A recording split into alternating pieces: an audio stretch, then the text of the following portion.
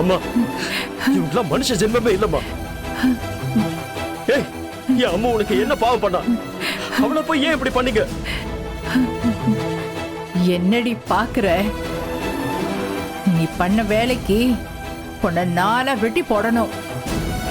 ஒரு உயிரை கொன்னு இன்னொரு உயிரை வாழ வைக்க முடியுமாடி? நீ எல்லாம் ஒரு பெரிய மனுஷியா?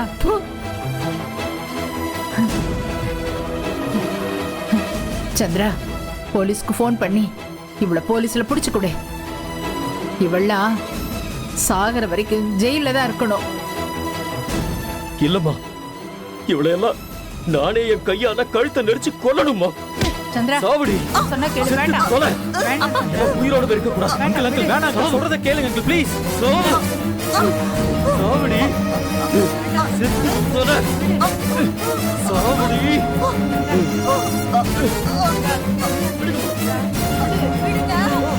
விடுங்கம்மா, அதெல்லாம் உயிரோட இருக்க கூடாது. அங்கிள் வேணாம். தொலை. விடு. என்ன விடுங்கம்மா. இவளுக்கு சரி சமமா நாமளே நடந்துக்க கூடாது.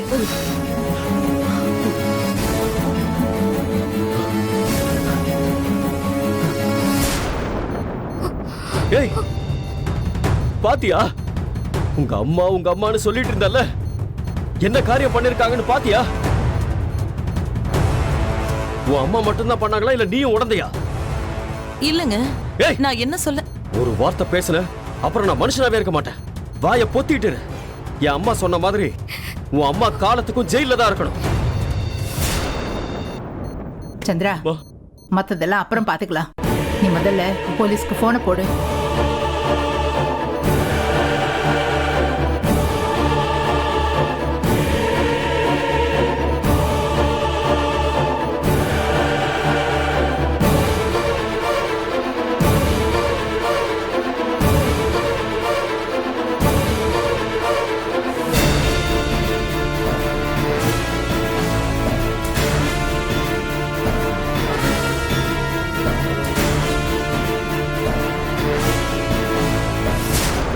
அப்பாடா, இந்த கலவரத்துல நம்மள மறந்துட்டாங்க.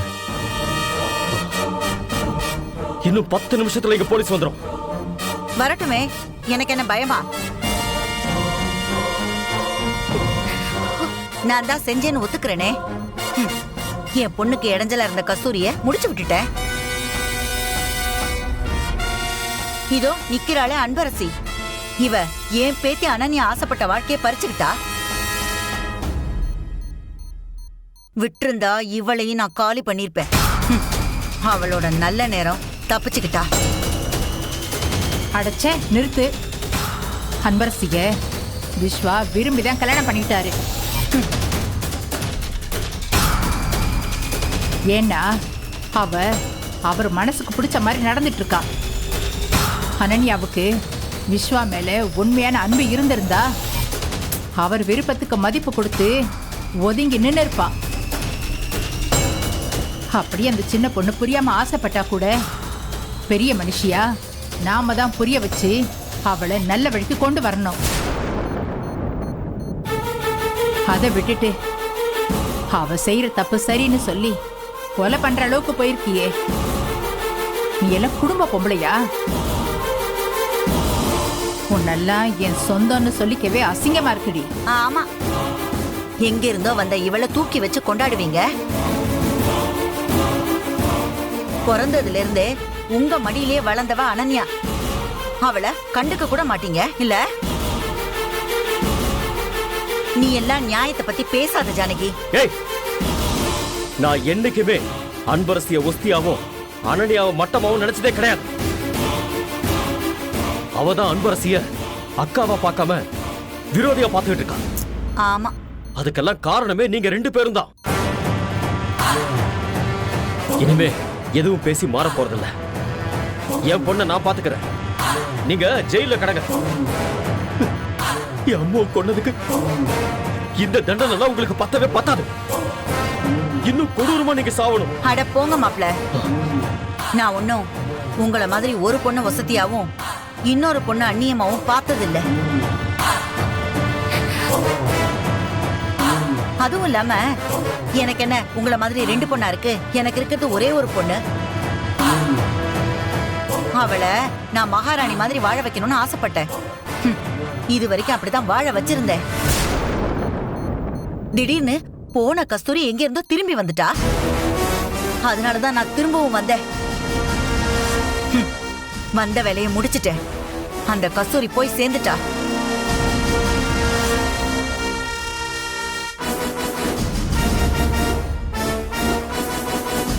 இனிமேல் என் பொண்ணுக்கு ஒரு பிரச்சனையும் இல்ல. என்ன எனக்கு ஒரே ஒரு குறை, என் பேத்தி அனன்யாவுக்கு அவ ஆசைப்பட்ட வாழ்க்கையை அமைச்சு கொடுக்க முடியாம போயிடுச்சு. ஆனாலும் பிரச்சனை இல்ல. நான் இன்னும் செத்து போகல, ஜெயிலுக்கு தானே போறேன். திரும்பவும் வருவேன். என் பேத்தி அனன்யா ஆசைப்பட்ட வாழ்க்கைய அவளுக்கு திருப்பி கொடுப்பேன். என் பொண்ணுக்காகவும் என் பேத்திக்காகவும் ஜெயிலுக்கு போறது என்ன, தூக்குக்கே போறது கூட நான் தயாரா இருக்கேன்.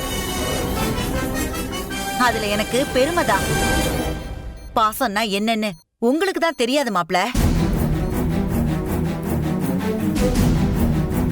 ஆனா எனக்கு நல்லாவே தெரியும்.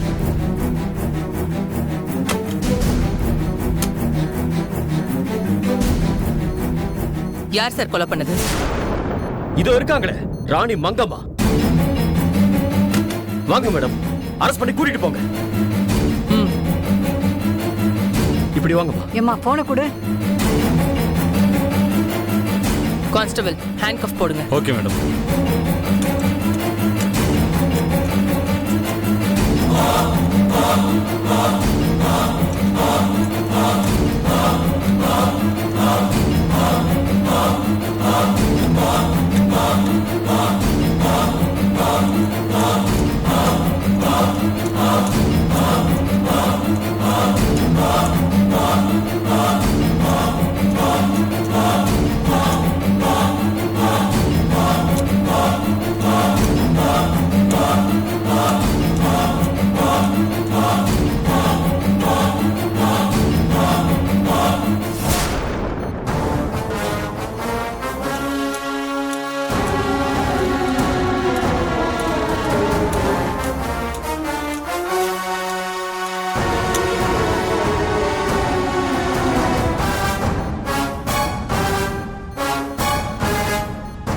நடமா போலாம். ஒரு நிமிஷம் இங்க பாருங்க. என்ன அரெஸ்ட் பண்ணி ஜெயில போடுங்க, எனக்கு ஒரு பிரச்சனையும் இல்ல. ஆனா ஒரே ஒரு விஷயம் மட்டும் கேட்டுக்கிறேன். என் பேத்தி அனன்யாவை நான் பார்க்கணும். அதுக்கு மட்டும் பெர்மிஷன் கொடுங்க. ஏய், நீ எதுக்கு என் பொண்ணை பார்க்கணும்? அதெல்லாம் முடியாது. இன்ஸ்பெக்டர், அந்த மாதிரி கூட்டிட்டு போங்க. என் பொண்ணை பார்க்கறதுக்கு யாருக்குமே உரிமை கிடையாது. அதுவும் ஒரு அக்யூஸ். நீ உனக்கு உரிமையே கிடையாது. அத நீங்க சொல்லாதீங்க. அனன்யா என் பொண்ணோட பொண்ணு, என்னோட பேத்தி. உங்களுக்கு அவ மேல எவ்வளவு உரிமை இருக்கோ அதே அளவுக்கு உரிமை எனக்கும் இருக்கு. என் பேத்தியை நான் போய் பார்க்கணும். சிவகாமி சொல்லுடி. எங்க ப்ளீஸுங்க, அவங்க கடைசி ஆசையா கேக்குறாங்க. ப்ளீஸுங்க கொஞ்சம் சொல்லுங்க மேடம். ப்ளீஸ் மேடம், நீங்களும் வேணா கூட வாங்க. 5 நிமிஷம் தான், பார்த்ததும் கூட்டிட்டு போயிடுங்க மேடம். நானே கூட வந்து அனுப்பி வைக்கிறேன் மேடம். சரி, கூட்டு வாங்க.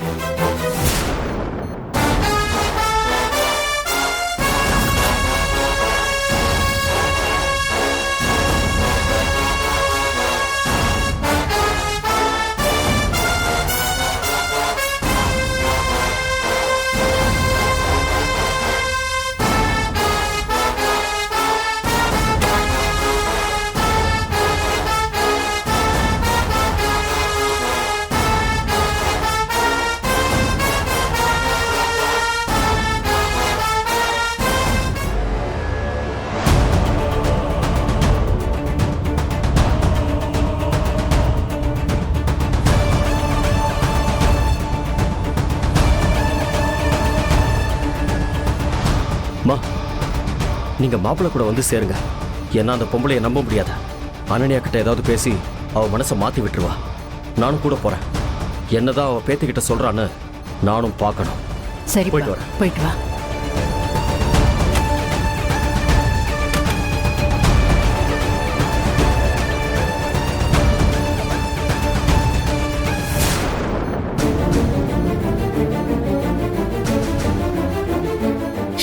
இது கல்யாணம் நடந்த வீடு மாதிரியா இருக்கு, கொலை ஜெயில்னு. ச்சே. நம்ம குடும்பத்துக்கு இதெல்லாம் தேவையா? அசிங்கமா இருக்குடா. நம்ம சொந்தக்காரங்க முன்னாடிலாம் எப்படி முகத்தை காமிக்கிறது? ஒரு கொலைக்கார குடும்பத்துல பொண்ணு எடுத்திருக்கீங்கன்னு சொன்னா எப்படிடா மூஞ்ச வெளியில காமிக்கிறது? ச்சே. கன்றாவி, என்ன ராசியோ என்ன கொடுமையோ இதெல்லாம். அம்மா சும்மா ஏதாவது பேசணுங்கிறதுக்காக பேசாதீங்கம்மா. அனன்யாவை கல்யாணம் பண்ணிருந்தா மட்டும் அது கொலைகார குடும்பம் இல்லையா? தப்பு பண்ணது மங்கா, அனன்யாவோட பாட்டி. பாவம் அன்பரசி, அவ அம்மாவை பறி கொடுத்துட்டு ஆறுதல் இல்லாம நிக்கிறா. அவளுக்கு ஆறுதலா இல்லைனாலும் பரவாயில்ல, தயவு செஞ்சு அவளை தொந்தரவு பண்ணாதீங்க.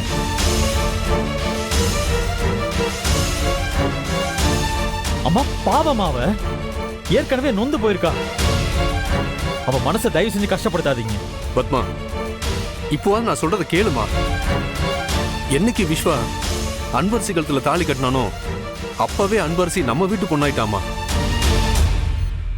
இனிமே அவளோட நல்லது கெட்டது எல்லாத்துக்குமே நாம தான் பொறுப்புமா.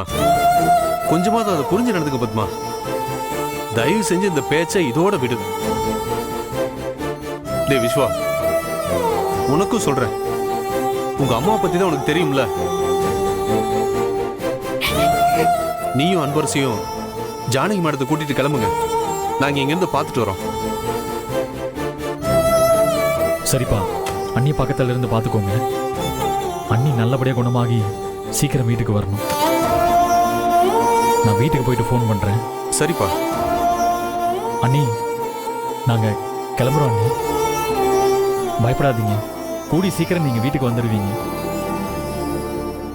அப்ப நாங்க கிளம்புறோம். அக்கா வரேன்க்கா, பத்திரமா இருங்க. நாங்க போயிட்டு வரோம்.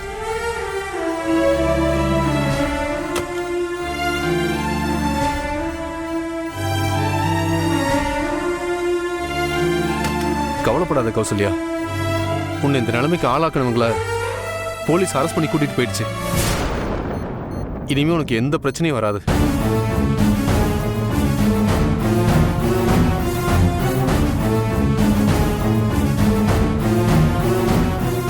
என் குடும்பத்துக்கு மட்டும் ஏன்டா இப்படி எல்லாம் நடக்குதோ?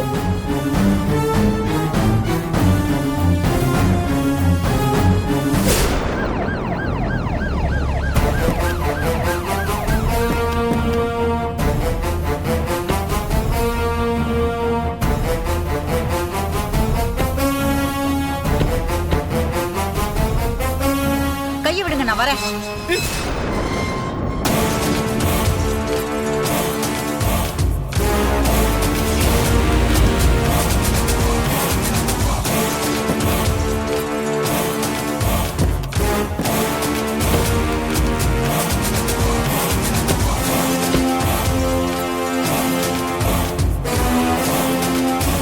இங்க பாருங்க, நான் எங்கேயும் ஓடி போயிட மாட்டேன். நீங்க என் பின்னாடியே வரணும்னு அவசியம் இல்லை. நான் என் பேத்திக்கிட்ட பேசிட்டு வந்துடுறேன். அது வரைக்கும் நீங்க எங்கேயே இருங்க, நான் இதோ வரேன். ஒரு நிமிஷம். ஏதோ என் பொண்ணுக்கு பாட்டியா போயிட்டீங்க. அதுவும் இல்லாம அவளை பார்க்க போறது இதுதான் கடைசி தடவைங்கிறதுனால போனா போதுன்னு உன்னை நான் அலோவ் பண்றேன்.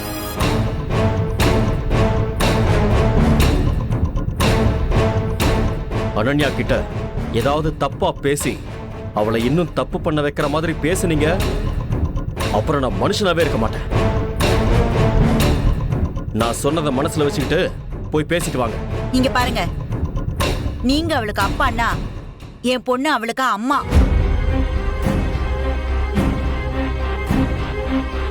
இவளுக்கு நான் அம்மா.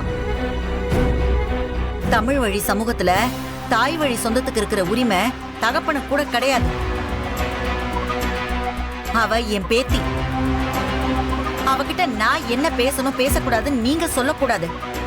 இங்க பாருங்க. இரு சந்திரா, அவளுக்கெல்லாம் பதிலுக்கு பதில் பேசி ஓ மதிப்பை நீ கெடுத்துக்காத. போட்டு விடு.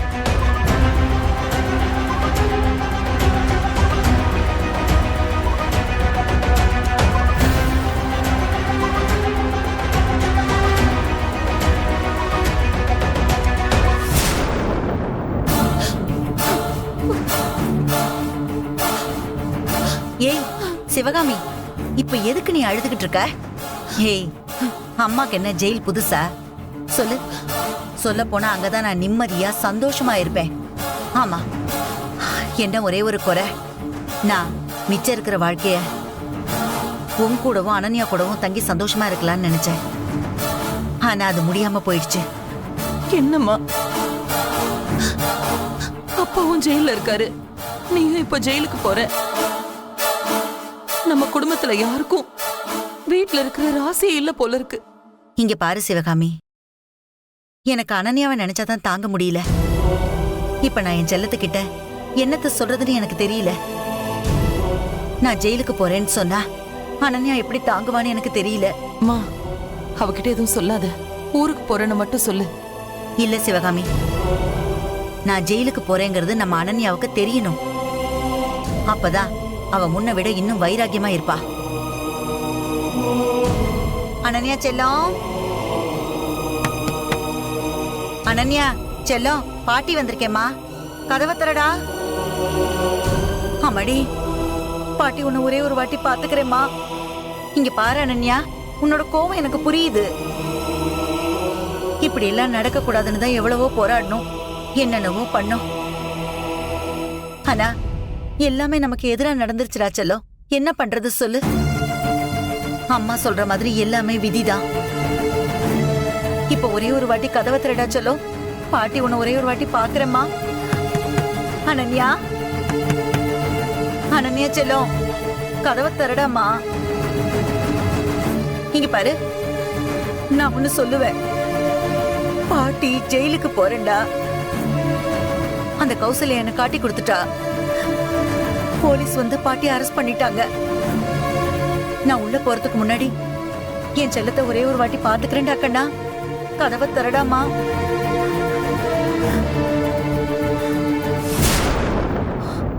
இங்க பாருடா, நீ கதவை திறக்கலன்னா கூட பரவாயில்ல, பாட்டி பேசுறதெல்லாம் நீ கேட்டுக்கிட்டு தான் இருக்கன்னு எனக்கு எப்படி தெரியும் சொல்லு? செல்லம், புரிஞ்சுக்கூடாமா. என்னால இங்க ரொம்ப நேரம் இருக்க முடியாதுடா கண்ணா. நீ என்கிட்ட பேசலன்னா அது எனக்கு குத்திக்கிட்டே இருக்கும்ல. நீயும் உங்க அம்மாவும் தானே பாட்டிக்கு எல்லாமே. உங்களுக்காக இந்த உலகத்தையே எதிர்த்துக்க கூட பாட்டி தயங்க மாட்டேன். சாரிடா அம்மா, என்னால உன் ஆசையை நிறைவேற்ற முடியாம போயிடுச்சு.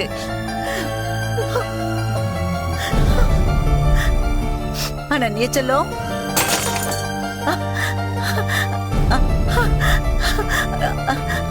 தங்கம், போதுண்டா சந்தோஷம்.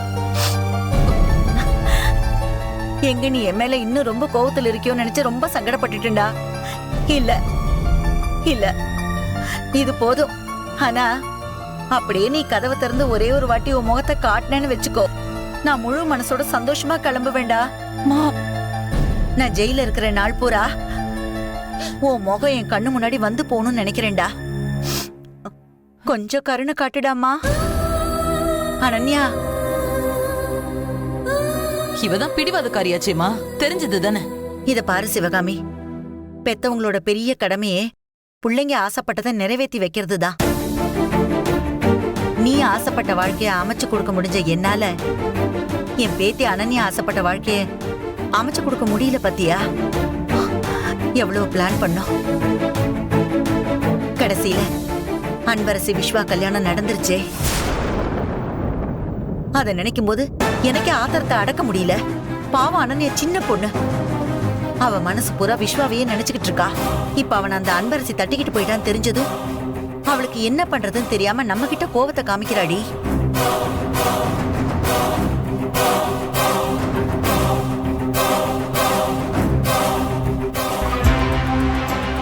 அனன்யா செல்லம், இந்த பாட்டியை பார்க்கணும்னு உனக்கு கொஞ்சம் கூட ஆசை இல்லையா? கொஞ்சம் கதவை திறமா. உன் கோவம் நியாயமானதுதான். அந்த அன்பரசி உன்னோட வாழ்க்கையை பறிச்சுக்கிட்டு உன்னை கஷ்டப்படுத்திக்கிட்டு இருக்கா.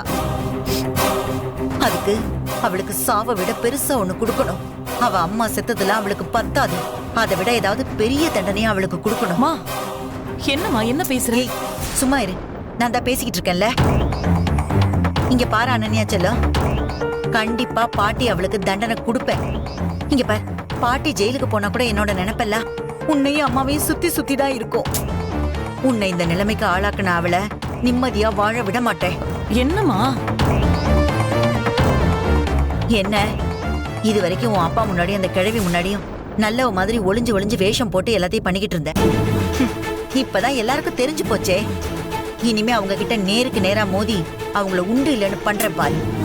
ஜெயில போய் உட்காந்துக்கிட்டு நான் என்ன சுயசரிதையை எழுத போறேன்? அங்கிருந்து பாட்டி இவங்களுக்கு கொடுக்குற கொடைச்சல்ல அந்த அன்பரசி அப்படியே தலைமுடிய பிச்சுக்கிட்டு ரோட்ல பைத்தியக்காரி மாதிரி திரிவா பாரு. இனிமேதான் இந்த மங்கம்மாவோட விஸ்வரூபம் என்னன்னு எல்லாரும் பார்க்க போறாங்க. கண்டிப்பா பாப்பாங்க. ஆனா தங்கம், உன்னை பார்க்காமதான் எப்படி இருக்க போறேன்னு தெரியலடா. பாட்டி மனசுக்குள்ள ஒரே தவிப்பா இருக்கு. இங்க பாரு, பாட்டிக்கு இந்த தவிப்பு போகணும்னா ஒரே ஒரு வாட்டி உன்னை பாத்துக்கிறேன்டா செல்லம்.